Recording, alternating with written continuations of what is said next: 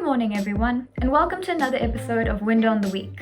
My name is Shari Ramlall, and we'll be continuing our series of the ABCs of ESG. Today, I'll be covering the final factor within the ESG framework, the governance factor.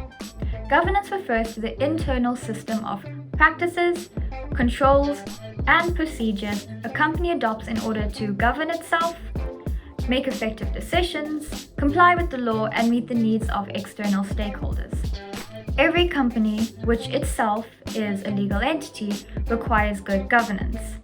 These practices require a company to adhere to their own policies and regulations, but also the regulations set by their nation's own government and global entities of basic business operations. However, good governance sets a standard that some companies do not abide by cause of unethical practices beyond their framework, such as corruption, bribery, and even tax evasion. Although this is not common among all companies, it is still a prevalent issue within our country of South Africa. A conflict of interest between the company's executives and its bottom line leads to a complete imbalance that would negatively affect all areas of the company, both internally and externally. The most essential trait in ensuring that a company is being governed correctly is to be transparent. Financial and accounting and full and honest reporting are often considered key elements of good corporate governance. It is also important that board members are acting in a genuine fiduciary relationship with stakeholders and are being careful to avoid conflicts of interest with that duty.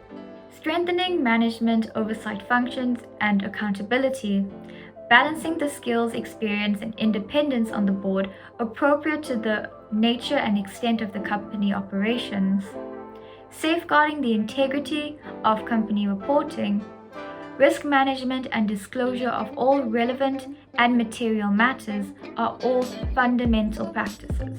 This ensures that the company's framework will be built to last and is governed with ethical operations to create long-term trust with its external parties.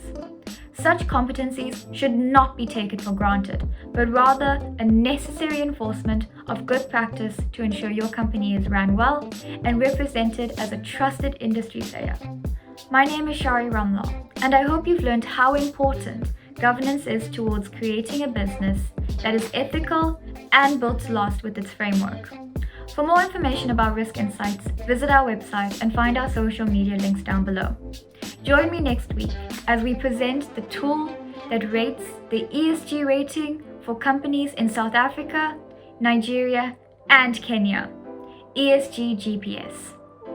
Goodbye for now. See you next week on the ABCs of ESG for Window on the Week.